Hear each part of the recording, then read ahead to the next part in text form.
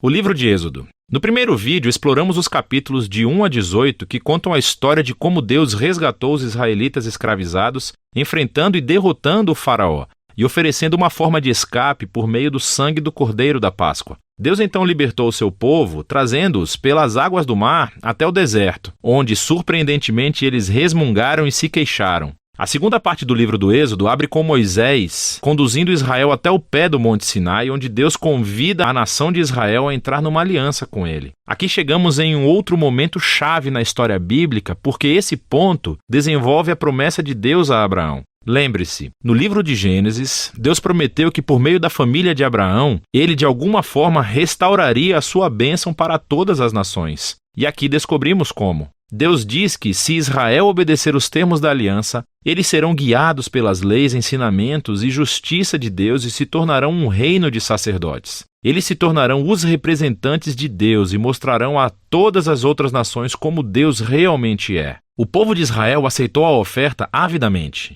A presença de Deus aparece no topo do Monte Sinai na forma de nuvens, relâmpagos e trovões. Moisés sobe ao monte como representante do povo e Deus apresenta os termos básicos da aliança, os famosos 10 mandamentos. São os termos básicos do acordo do relacionamento entre os israelitas e Deus. Depois disso, vem outra coleção de mandamentos que desenvolve os primeiros 10 em mais detalhes. A lei sobre o louvor de Israel, sobre a justiça social, sobre como devem viver juntos, tudo moldando Israel em uma nação de justiça e generosidade diferente das outras nações. Moisés escreve todas essas leis e as traz para o povo que, mais uma vez, avidamente aceita fazer essa aliança com Deus. Uma vez feita a aliança, Deus toma mais um passo e avança o relacionamento. Ele diz a Moisés que quer que a sua presença sagrada, divina e bondosa viva no meio de Israel, o que desenvolve outro aspecto das promessas da aliança de Deus. Lembre-se, depois da rebelião da humanidade no jardim, o homem perdeu o acesso à presença direta de Deus. Mas agora é através da família de Abraão que a presença de Deus se torna mais uma vez acessível por meio dessa aliança, primeiro com Israel e depois, um dia, com todas as nações. O que segue são 7 capítulos de plantas arquitetônicas detalhadas da tenda sagrada chamada o tabernáculo.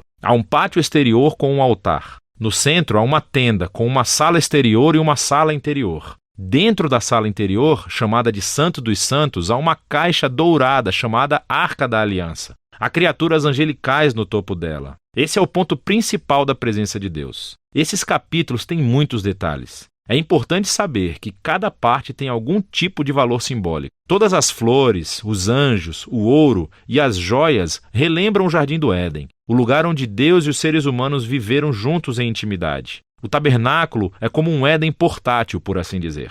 É o lugar onde Deus e Israel podem viver juntos em harmonia, pelo menos na teoria, porque é justamente aqui que algo se torna muito, muito errado. Israel quebra a aliança. Enquanto Moisés está no topo da montanha recebendo a planta para o tabernáculo, lá embaixo no acampamento os israelitas estão perdendo a paciência. Eles pedem ao irmão de Moisés, Arão, que faça um ídolo no formato de um bezerro dourado para que eles possam adorá-lo como o Deus que os salvou da escravidão no Egito. A presença de Deus está ali, no topo da montanha. Eles podem vê-lo, mas estão lá embaixo, violando os 2 primeiros mandamentos da aliança, com a qual acabaram de concordar. Não há outros deuses e não teremos outros ídolos. O que acontece depois é muito importante. Deus sabe o que está acontecendo lá embaixo. Primeiro, ele compartilha sua própria raiva e dor com Moisés. Ele diz a Moisés o que quer fazer, simplesmente destruir Israel. Mas Moisés intercede, apelando para o caráter de Deus. Ele diz, em primeiro lugar, destruir Israel seria quebrar as suas promessas de aliança com Abraão.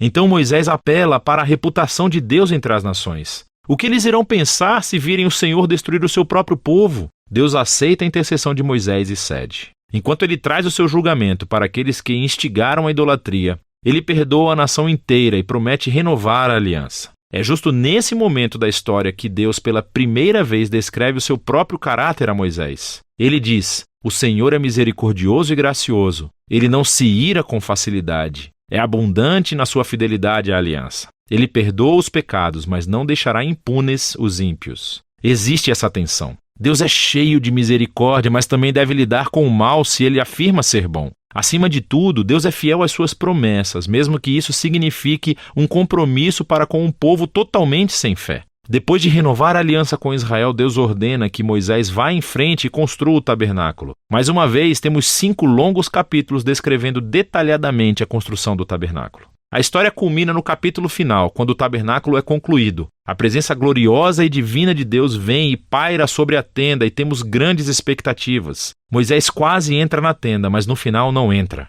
Na verdade, ele não tem autorização para entrar. E o livro termina assim. É bem surpreendente, mas nem tanto se você pensar um pouco. Dá para ver o quanto os pecados de Israel danificaram o relacionamento com Deus de mais formas do que entendemos. Lembre-se, o livro começa com a maldade do faraó ameaçando Israel e ameaçando as promessas de aliança com Deus. Mas agora, no final do livro, Israel tornou-se o seu próprio inimigo. São os seus próprios pecados que ameaçam o futuro dessa aliança. Então, a questão apresentada no final do livro é: como Deus vai reconciliar o conflito entre a santidade e a bondade da sua presença com a corrupção pecaminosa do seu próprio povo? A solução para esse problema está no próximo livro. E esse foi o livro de Êxodo.